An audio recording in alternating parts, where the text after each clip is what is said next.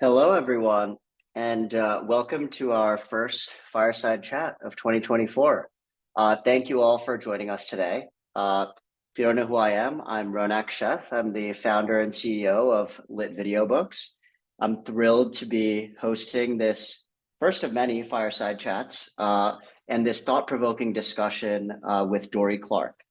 So if you're not familiar with Lit Videobooks, we make reading best-selling business books as enjoyable and entertaining as watching a movie or a documentary with the new format you'll love, video books. So stay tuned at the end of the chat if you'd like more information about us. As we get ready to start, just a few admin tasks to go over. So we'll be showing a few short clips from Dorie's The Long Game video book. And we'll be taking a deeper dive with Dorie into the topics related to the clips. So we'll also be reserving the last 15 minutes for Q&A.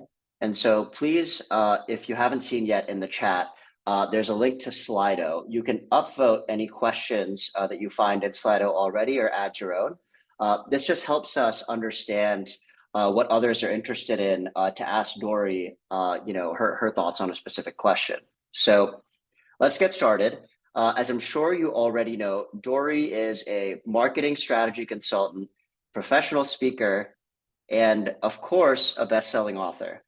She's a frequent contributor to the Harvard Business Review and Forbes, and has been featured in various media outlets. Dorie is also a professor at Duke University's Fuqua School of Business, and the author of several books, including The Long Game, which we'll talk about today, Entrepreneurial You, and Stand Out. She's well known for her expertise in personal branding and reinvention, and most importantly for us today, to master strategic long-term thinking and prioritization. So now let's please welcome the one and only Dorie Clark.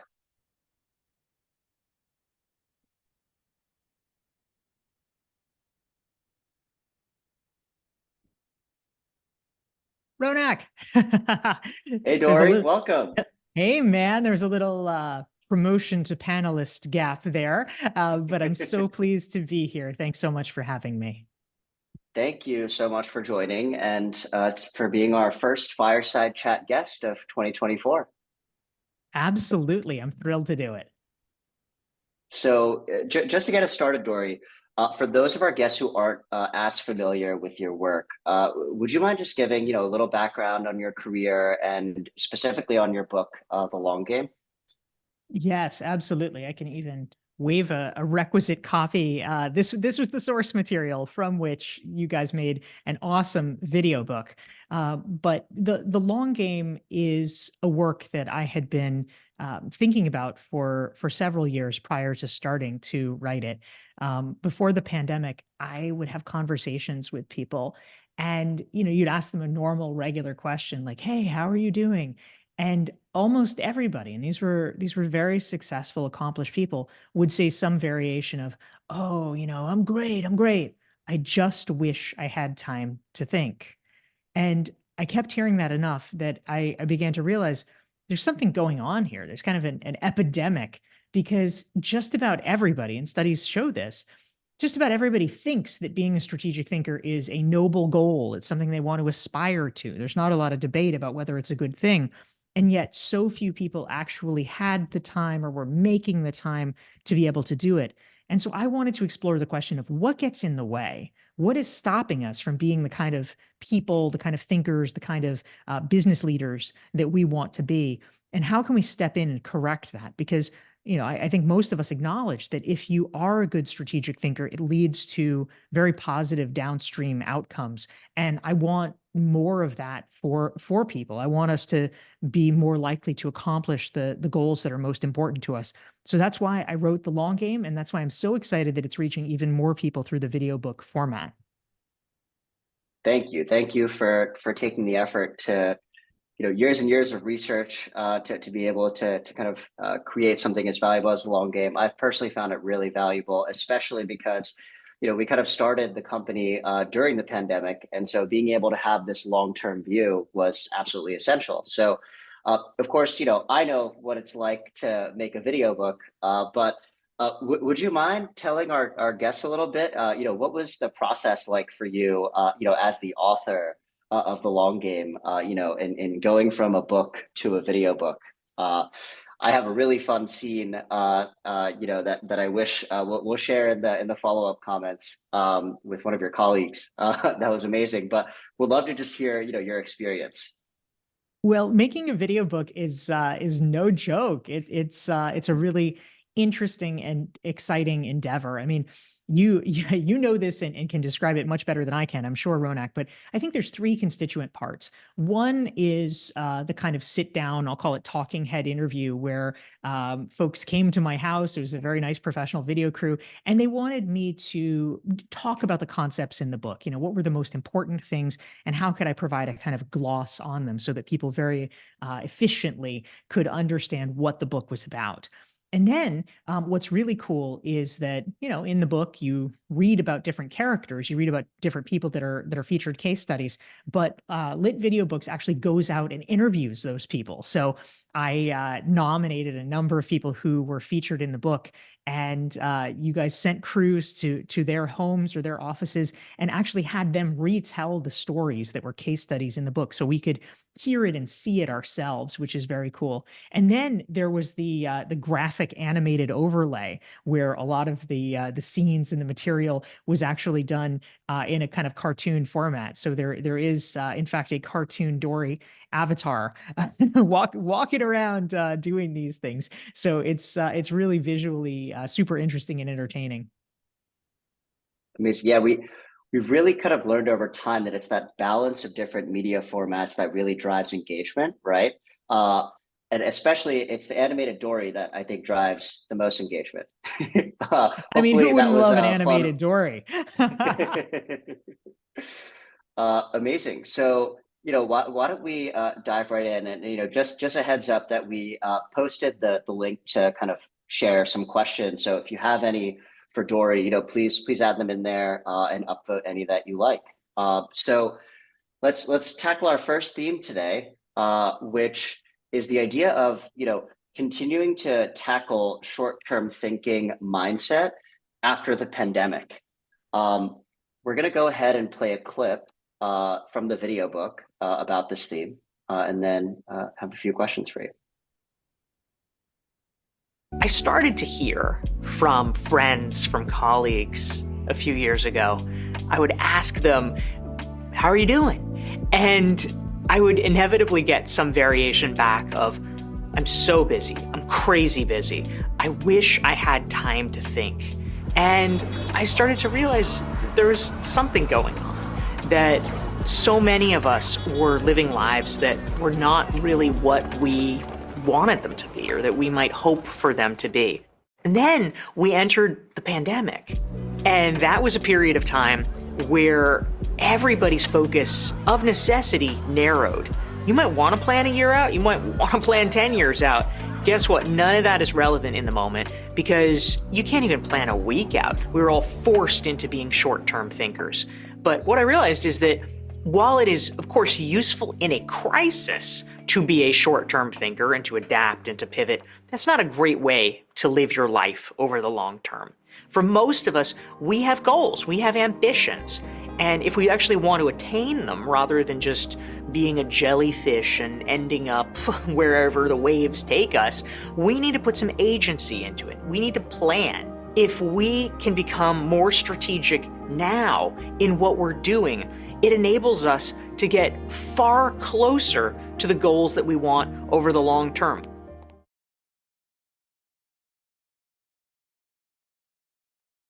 I mean, compliments to Amazing. that jellyfish with the shades. I love it. Our animation team had a lot of fun with that one. So, Dory, as you say in the clip, you started this research before the pandemic. And we're now, a few years out of the pandemic, but now we've moved into this period of pretty significant economic anxiety, a lot of change happening. What are you seeing people struggling with now in terms of short-term thinking versus kind of during the pandemic, a few years ago? Well, I think these are phenomena that are not precisely the same, but they do rhyme, right? I mean, there's always an incentive for short-term thinking because we get rewarded in the short term. That's why it's so easy. It's why it's so compelling. In the pandemic, it was short-term thinking, as I was mentioning in the clip, because I mean, everything literally was changing. It was like, oh, gee, I want to go to a different state, so, I mean, something like totally normal. And it's like, oh, actually, you have to fill out this 50-page form and quarantine yourself. It's like, what? And the policies are changing from minute to minute. So you had to be, you were just in this sense of like, okay, I don't understand things. I'm going to have to just play it by ear. And I can't afford to do long-term thinking. That was how many people were viewing things. But now it's interesting because, as you mentioned, of course, we're in this period of economic uncertainty. As of last year, it was really the first time in any meaningful way that the tech companies that were so successful, so disproportionately successful during the pandemic, and had been juggernauts for the last 10, 20 years, they were almost viewed as invincible in the marketplace, and they had substantial layoffs. Now, the raw numbers of layoffs are not huge in the scheme of things, but there really was a view that if you are an engineer at Google, you are untouchable. You write your own ticket. Everybody else might be in trouble, but you are safe. You will always have a place. And then all of a sudden it's like, oh, well, wait, that may not be true. And so there's a push, and this is just, profoundly cyclical, but it happens regularly that, okay, everyone's feeling a pinch, interest rates are high. And so people start to freak out a little bit and they need to show results. They need to demonstrate things. And so as a result, everybody is focused on juicing the profits now, which oftentimes means that the less sexy things like R&D or, whatever, the sort of research functions that might pay off in 5 years or 10 years, they get thwacked now because you want to have a juicier bottom line to deliver. So it is a constant struggle to maintain the long-term orientation and to sort of walk that fine line. Absolutely. Yeah, that's so true. I think it's the first time that we've seen really big layoffs like that from big tech. And I think from the companies and kind of leaders that you coach, how have you seen the priorities change, kind of before or after COVID? Kind of have things kind of stayed somewhat similar? Has the focus been different? What have you kind of seen that has changed, kind of with specifically companies and leaders that you partner with? Yeah, absolutely. Well, I think that what has been interesting over the past couple of years as we've been navigating all of the fallout from the pandemic. I mean, none of us could really predict all of the downstream impacts of it, but we have the push to hybrid and remote, and then we had the great resignation, then we had, okay, well, I might not resign, but I might quiet quit. All these little trends that it sort of took TikTok and then eventually the world by storm for these like year-long periods or 6-month periods. And then we get to the current moment where there's sort of layoffs and things get a little dicier, and people say, oh, maybe this quiet quitting thing isn't working out so well anymore. I mean, ultimately, we're always on a seesaw, right? And post-pandemic, there was a moment where labor, and I say, I'm meaning labor in opposition to management, was very, very strong. And it was just hard to retain people. And so as a result, it was there was much more negotiating room. And now we've sort of gone back to a place where people are realizing, oh, wait, maybe I don't necessarily have all the power anymore. And so we're just, sorting it out, settling it out in terms of how we're thinking about things. But I think it is an open question about what things really will look like moving forward. What are we settling into as a cultural norm? I think everything has been very disrupted these last few years, and it takes a while for things to sort of shake out through the liminal phase. But I think that we're getting there. I think that we are returning, even in a more hybrid way, but we're returning to more traditional norms where, the truth, for better or for worse, is that more of the power is in the hands of the company as opposed to the employee. Right. Absolutely. And, what kind of advice have you been offering to, people that you speak with and leaders? And like, has it changed kind of during COVID when people are kind of just trying to figure out, hey, here's how we're going to operate the company for the next few months? Because who knows when, the next vaccine is going to come out, what the new rules are, right? Versus now, there's a different period. Has the advice that you kind of offer as counsel changed, meaningfully, and what kind of stands out now? Yeah. I was literally 2 days ago giving a talk to a group of chief strategy officers.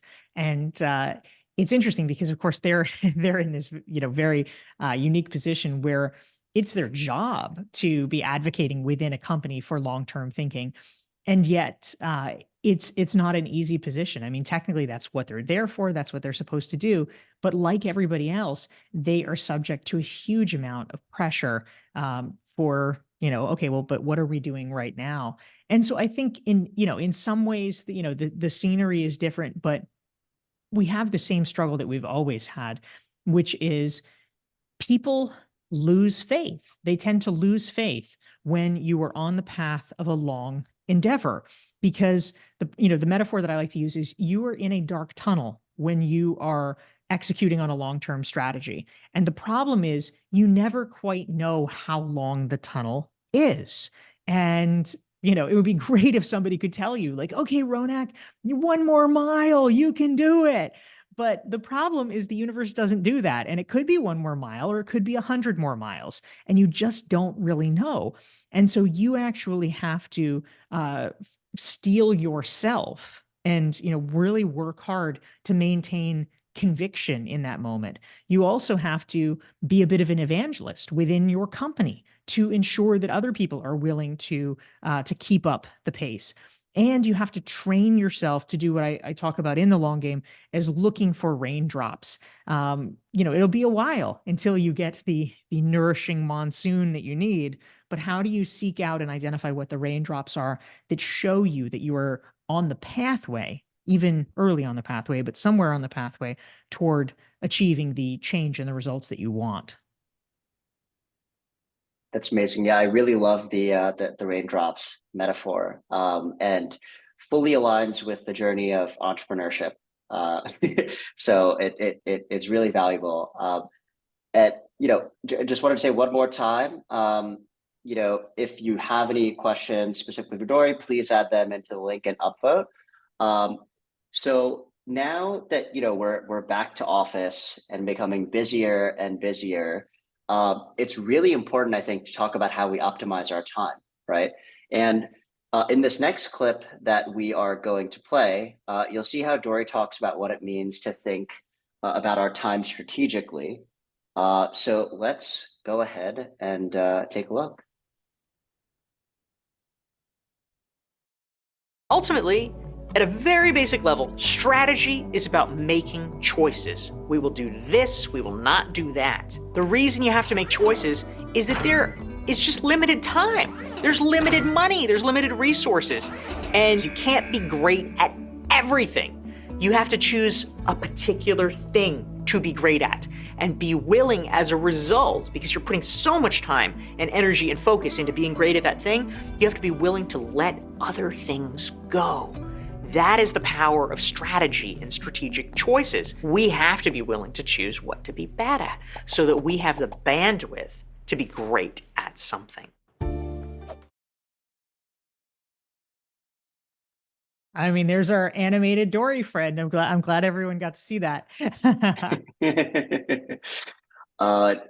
Absolutely. I think the topic is so important right now. And I guess a question to you. So for leaders and companies, there's a million different things happening right now. There's a whole AI gold rush taking place, right? And lots of different distractions. And so, what would your advice be for leaders and companies to help their employees kind of clear up space and time and prioritize what is the most important thing and like the right work to be doing and working on? Yeah, this is the question, right? How do you clear the decks, first of all, to make some opportunity for long-term strategic thinking, because we know, right? I mean, literally, practically the first third of the book, of the long game, is talking about how do you actually push things out of your calendar, because it's not that it takes a huge amount of time to be strategic, right? It's not, you can be strategic quickly, but you also need some time to be strategic. You can't do it with zero time or negative time, which is how many executives are operating. So you do need to do an initial clearing. But a point that you raise, I think, is also very important, which is that so often what feels like strategy, I'll kind of call it faux strategy for companies, is essentially just a form of jumping on the bandwagon, right? Like somebody higher up is like, I've been reading in the paper about AI. What are we doing about AI? And, that might be a perfectly appropriate question. I mean, certainly, everybody should be thinking about that.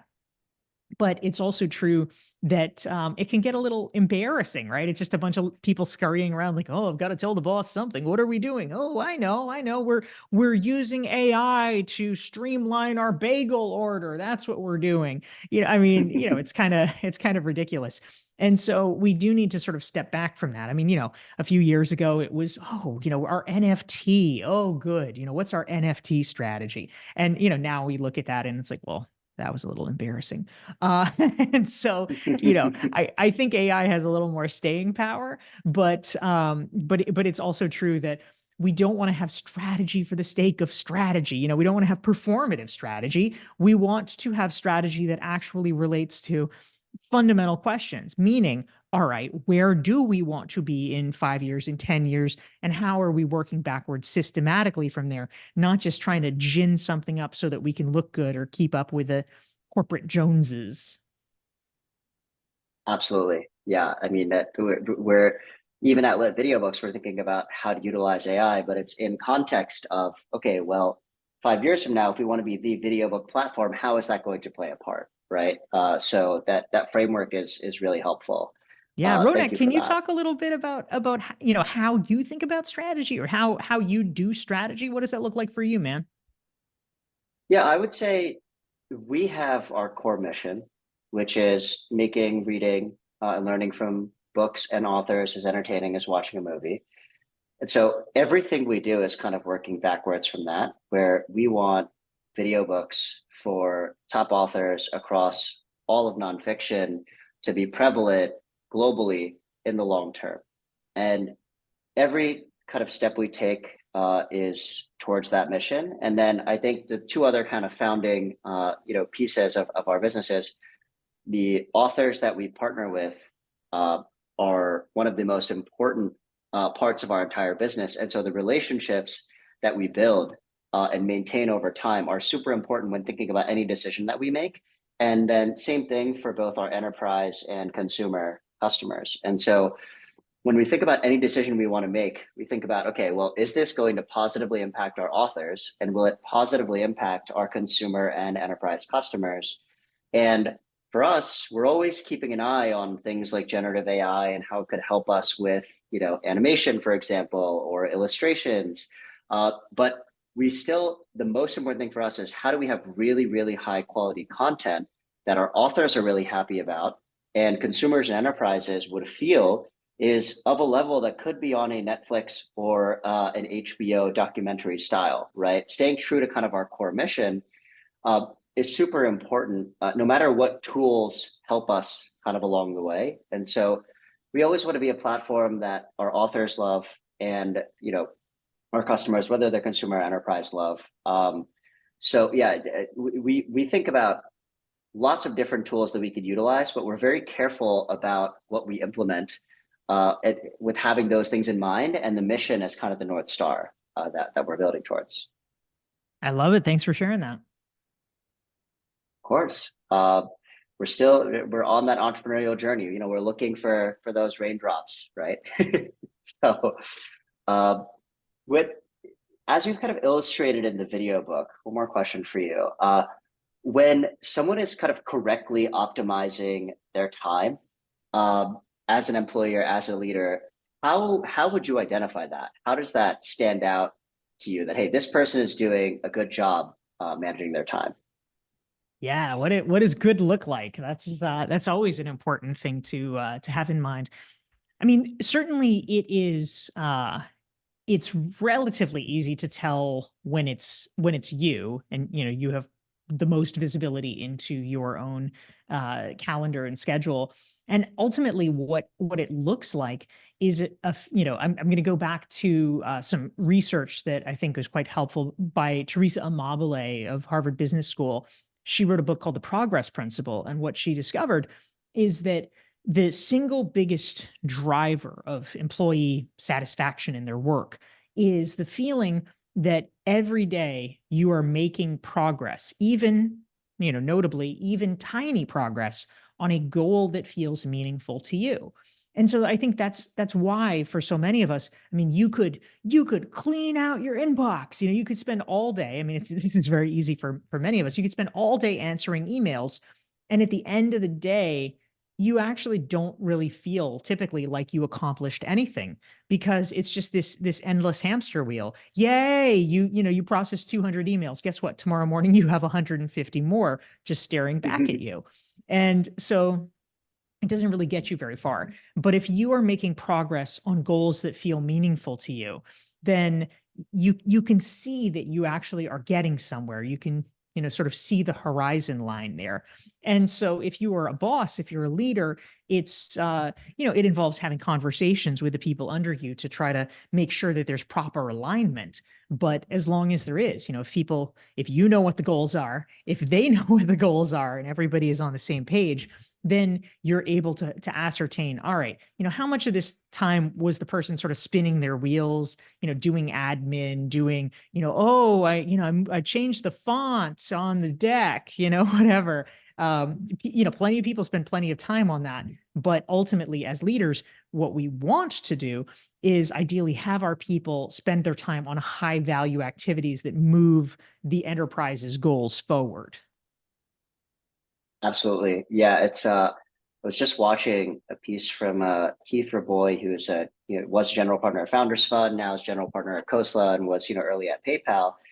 He said one of the hardest things to do was to get high performing employees to focus on the one most important thing that can move the company forward versus a B+ problem that looks good, is probably a little bit easier to tackle, right? But isn't the one thing that would really help drive the company forward. And so it is, I think, really important to kind of have that lens to keep thinking about, okay, well, how are we spending our time on the things that drive the most value or not? And it's easy to kind of just get caught up in what's on your calendar and in your inbox, right? But reactive, I think, versus proactive. Yeah, that's So exactly right. And I just want to, sort of drill down on what you're absolutely. saying, because it's so easy for people in an organization to pick what is performative, what is visible, rather than what is actually most meaningful. Sometimes it's because they don't know, and other times because the incentives are wrong, right? I mean, that's why so often when people talk about, like, oh, getting more exposure or, whatever, always the conversation turns to like, well, how many followers do you have on that platform? How many followers do you have? How many views? And, that's nice. But the reason that gets such a disproportionate amount of attention is it is easily trackable. It actually matters a lot more, depending on what your goal is. Okay, you made a video, yay for you. I'm glad. But what are you earning on the back end? Are you trying to sell something from it? Well, what's your conversion rate? What's your average customer value? That matters a lot more if you're building a business, rather than just the number of eyeballs of people who saw a viral video. And so we need to really understand what are the real metrics? What are the metrics that matter here? Yeah, that is so important. I think for us, one of the earliest North Star metrics for engagement of our video books was completion rate, right? Because one of the big challenges we saw in the industry is, hey, people don't really finish ebooks or audiobooks. It's at a very low rate, especially for prescriptive nonfiction. And so when we architected the first ever video book, we said, how do we create something that people won't just buy, but they'll play and actually finish? And then now we're actually exploring more things about how will they apply the learnings of the video book to drive positive change, right? And so, yeah, I think you're absolutely right. Like understanding what that North Star metric is and aligning everyone around that metric, I think is super important. So I guess another question for you, Dorie. How do you kind of maintain this dedication to optimizing time as a leader and employee? Because it's very easy to have this conversation once, right, and then kind of forget about it. How do you kind of have this as an ongoing strategy that leaders and employees can utilize? Yeah, this is definitely important. I mean, at a very basic level, it's something that can be systematized as part of, kind of the regular checklist. If you're having check-ins with your team and things like that, we often, the version of check-ins that companies often have is like, so, what did you do this week, Ronak? What were you working on? And, it's so easy for people to spend 15 minutes monologuing about, I did this and I did that and I did that. And I think a frame that can help reel that in is, okay, is everyone clear about what the organizational priorities are? What percentage of your time did you spend on those things? It's almost like, sort of color coding our work life, right? Like ultimately, if we are, all of us trying to do highest and best use for ourselves, our own time and our team's time, you want people to be focusing on the green activities that are really, ones that matter, rather than the yellow and the red that are less important or maybe even don't matter at all. And so I think just implementing that as a standard way of thinking about it and talking about it with your team and your colleagues matters a lot. And also, I mean, hopefully at a certain point, this sort of takes over where when you start understanding what really matters organizationally and then spending more of your time doing it, the good news is that you actually start to get more involved and invested in it as well, because, you're getting more rewards, you're getting more accolades because you're actually doing something that moves the needle on something that makes a difference for the company. And that's a lot more gratifying in the end for self-motivated people as compared to, oh, well, I made the fonts, 14 point instead of 12 point. Absolutely. Yeah, it's I think it's really hard to also you have to kind of position yourself strategically with your team to say, hey, look, I'm not trying to micromanage you.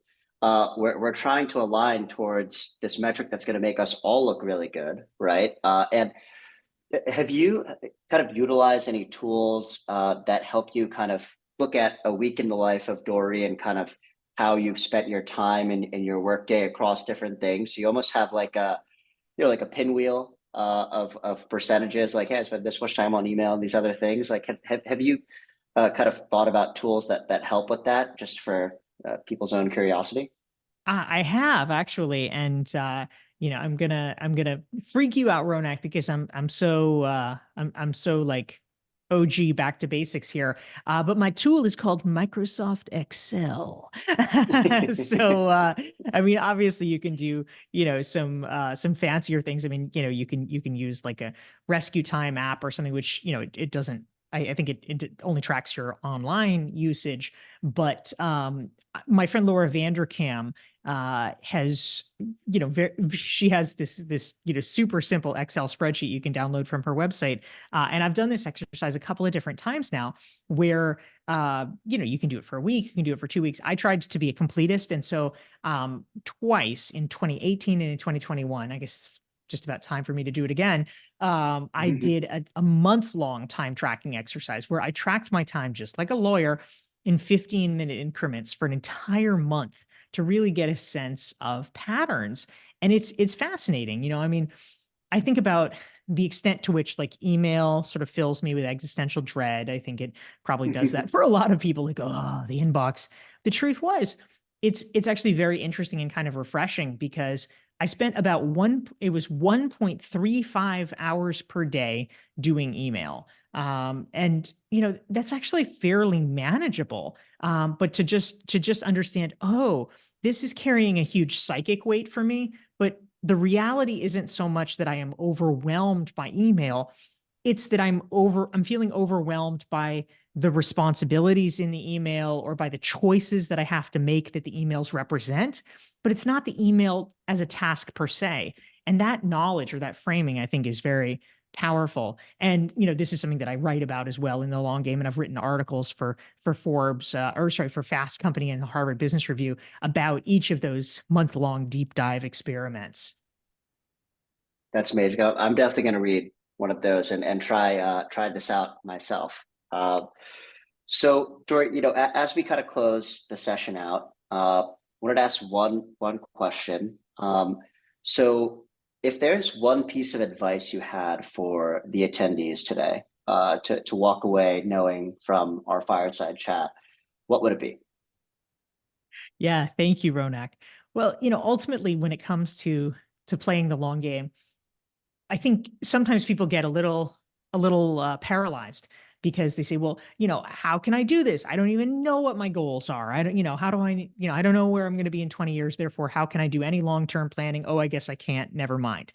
And I really want to encourage people that even if your goals feel relatively unclear to you, first of all, that's okay.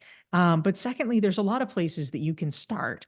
I mean, one question that I like to have people think about is, who are you jealous of? I don't, jealousy often gets talked about in this sort of pathological way, right? But I mean, intense admiring, right? Do you have friends or colleagues or people or even celebrities, who knows? But, people who you say, gosh, I really wish my career was like his. Or, oh, I love the way that she's been so smart about work-life balance. What are the things that you're seeing that you admire? And you can just essentially become a student of them. If it's someone you can ask them questions about it and how they got there. If you don't, there's a lot we can find out even from like media interviews or what have you. But you can begin to sort of have that as a provisional goal that you work toward and sort of understand, oh, okay, these are some of the choices they made. And you know what? It's actually really okay in your long-term planning to change your mind or to do something different. That's fine. But, ultimately, whenever you're doing long-term planning, I like to think of it as a form of provisional hypothesis. Of course, change your path if something better comes along. Of course, change your path if you have been, marching along a road and you discover suddenly that the road is closed and there's a detour. No problem. But you are further along than you would have been had you not started. And that's the key piece that we need to remember. Absolutely. The thinking of who you're jealous of, and modeling some elements of your life after that or your career could actually probably be very therapeutic as well. That's right. Heal those wounds. I know, right? Absolutely. So we are approaching the end of our talk. So I think pretty soon we're actually ready to move on to our Q&A session. Dorie, if you are ready. And attendees submitted questions. So we are ready to go there.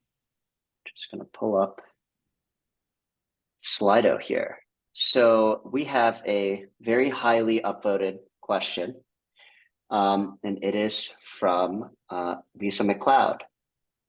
As someone who's known Dorie years and watched her successfully play her long game, what do you say to people who think it might be too late? They're too old. Yes. I mean, this is a question that of course comes up in a lot of forums, right? I remember my first book, Reinventing You. I remember so vividly. I was at like a book fair once when it first came out, and I was manning the table at the book fair, and this woman comes up and she starts, she didn't understand that I was the author, right? And so she's like kind of pawing through the book and she's looking at it, and all of a sudden she literally just like flings it down in disgust, and she says, "Well, I'm over 50. Oh, too late for me." And I just remember thinking like, okay, whoa, first of all, that is extremely morbid. Second of all, like, lady, unless you know something I don't, actuarially, you've got 30, 40 years. So I think it's kind of a gross miscalculation to say that it's too late to reinvent. And similarly for, for the long game, which is, sort of a spiritual cousin, I think, we're all playing the long game, in all things, right? Basically until we die. I think that it is true if we're thinking specifically of our professional life. Look, if you're planning to retire in the next year or two, then it probably doesn't make much sense to be, saying, oh, what are the long game activities I can do for my career? I mean, just definitionally, you're piecing out, right? You don't need to worry about that. But you probably do need to play the long game for other aspects of your life. Let's say you're, a sort of, standard retirement vision that we have in the US. You're 65, you're going to retire next year or something. Well, you probably are going to live another 20 years. And so how are you playing the long game in your health? What are the things that you're doing to build your muscle mass and stay healthy and stay vibrant? You definitely need to play the long game in terms of your personal and social life. One of the most critical things that probably many of you have read is that there's often a mental health crisis that happens when people retire from their jobs. And all of a sudden they're like, oh my God, I have like, 10 extra hours a day. What do I do with them? And so you need to be very strategic about saying, all right, I need to make some friends. How do I invest my time and energy in building a really robust social life and community for myself? So, I think where we're spending our time, may differ based on the life phase. But certainly, for anybody short of a person who is retiring in the imminent, 12 to 24 month timeframe, you still can and should play the long game in your business. Things are moving fast, they're changing fast. And I think it's always a useful frame to say, oh, okay, where do I want to end up? And what can I do now that would make it more likely that I would in fact be able to successfully end up there? Yeah, that's an amazing framework. I've watched the Blue Zones documentary on Yeah. Netflix about the highest level of longevity. That was really fascinating, and things I'm trying to incorporate into my life early. One other question that kind of came up from your response just now, and I think one that may be on a lot of folks' minds is I'm sure you thought AI was going to come up at some point in the conversation. But as people kind of think about their careers and the rate and pace at which AI is evolving to perform tasks at near human levels, how as an individual at a company should you think about your job and think about the long term and skills that you might want to build? Knowing that AI is something that is developing very quickly, right? What kind of lens would you use to help people that may be a little bit scared, a little bit weary of, some parts of their job being taken away by AI? What kind of advice would you offer? Yeah. So, I mean, it is stunning to almost everyone. I mean, yesterday I was having a kind of catch up, virtual coffee with a guy who is a well-known AI researcher, has written a book about AI technologies. And I was really curious. I asked him, I said, did you know, was this widely known in the AI community that ChatGPT would just kind of come out and, be such a phenomenon? I understand the regular world was not prepared for it. I was not prepared for it. But for people in the know in AI, was everybody like, oh yeah, that's gonna pop? And he said no. He said it was a surprise to them too. And that, there's many forms of AI, beyond generative AI. And he actually said that he was expecting that other forms of AI would sort of take flight and become a thing much sooner than generative AI. So it was a surprise to him too. And so, we don't even know. I mean, everybody is saying, and there's no reason to believe this isn't the case, that relatively soon the next versions, GPT-5, et cetera, will be coming out. And that's probably going to be a step change as well. We really can't even imagine. So Are we in trouble? I mean, maybe, in the sense that AI is absolutely able to do human level work that is going to render many tasks. I mean, some jobs, but certainly many tasks within jobs to be obsolete.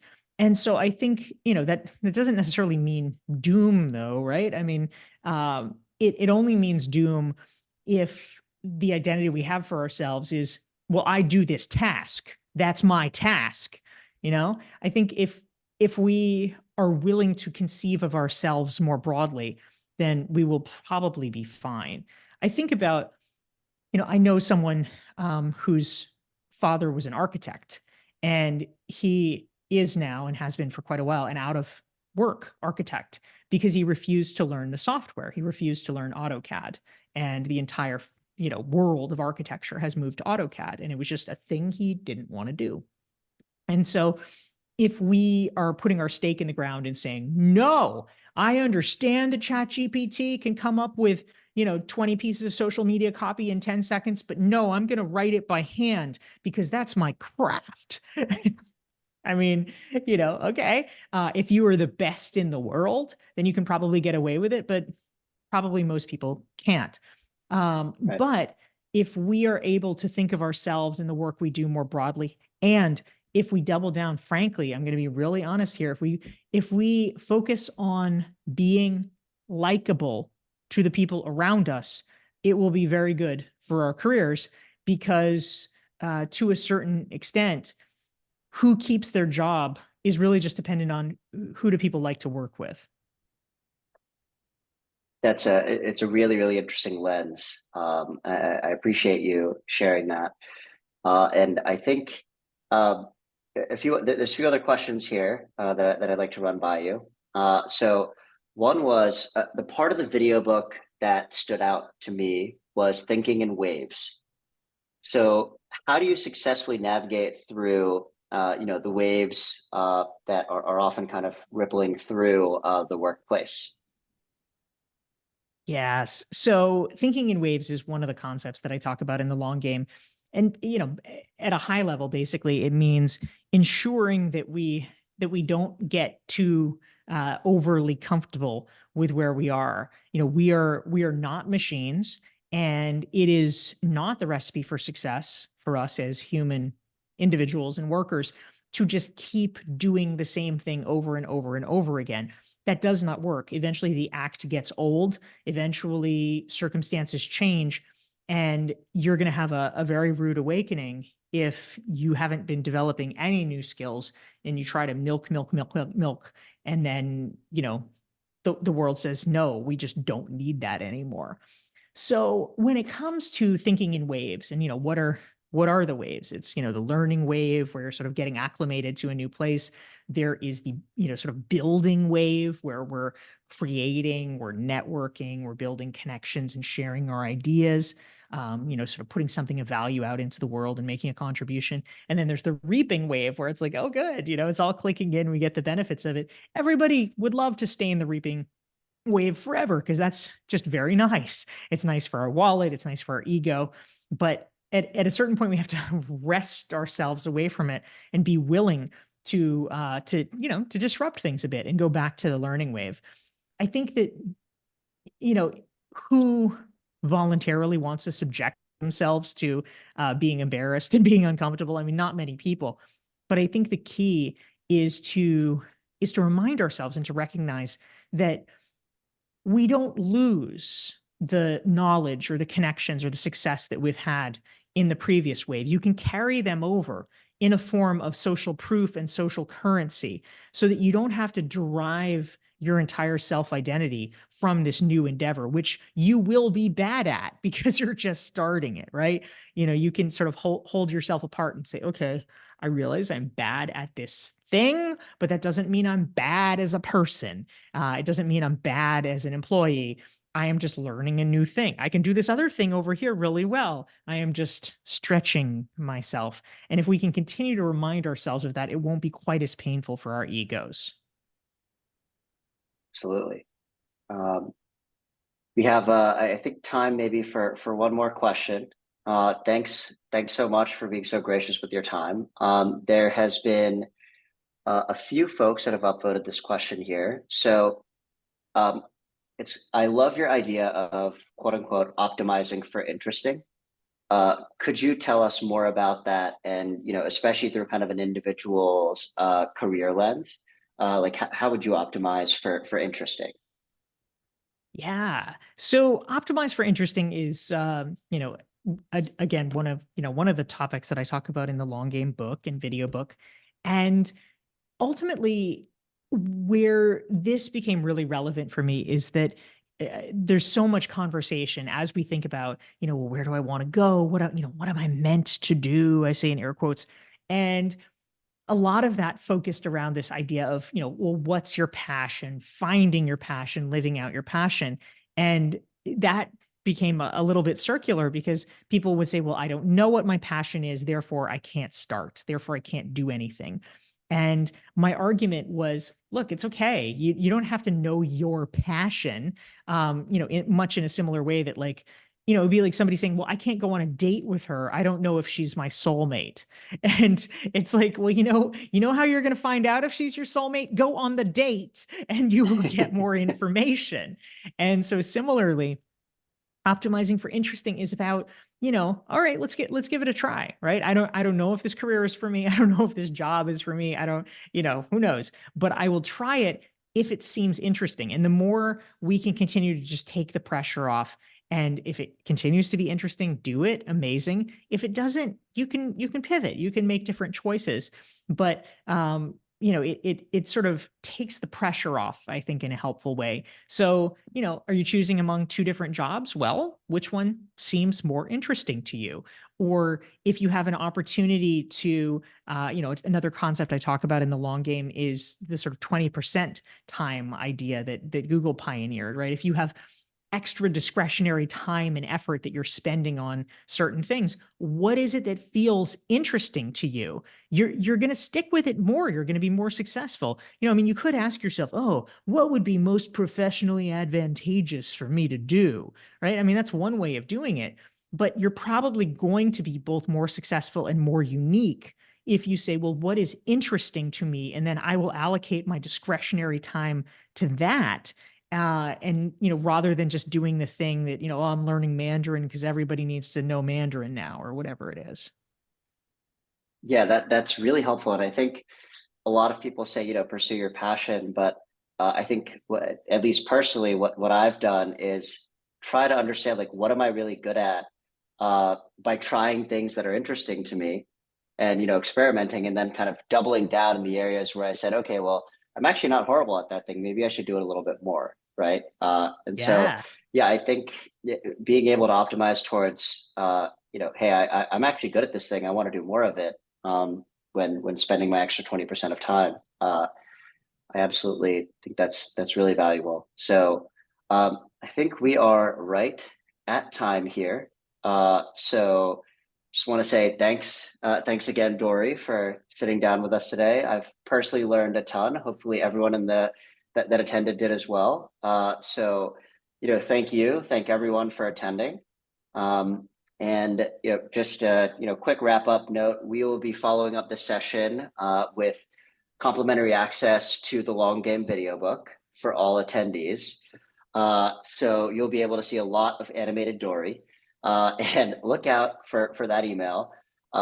Also, if you are a L&D talent or human resources leader, and you're curious about how video books drive engagement and change and development at an organization, you will also get access for both yourself and your team as part of this, and that note will also be in the email. So, one final note: this was our first fireside chat of 2024. We have our next one coming up pretty soon. Chester Elton and Adrian Gostick, two co-best-selling authors of Anxiety at Work, which is yet another very, very relevant topic for leaders today. So hope to see you all for that one. And thanks again, Dorie. Hope everyone has a great week, and we can't wait to see you again. Thanks so much, Ronak. Thanks, everyone. Thank you.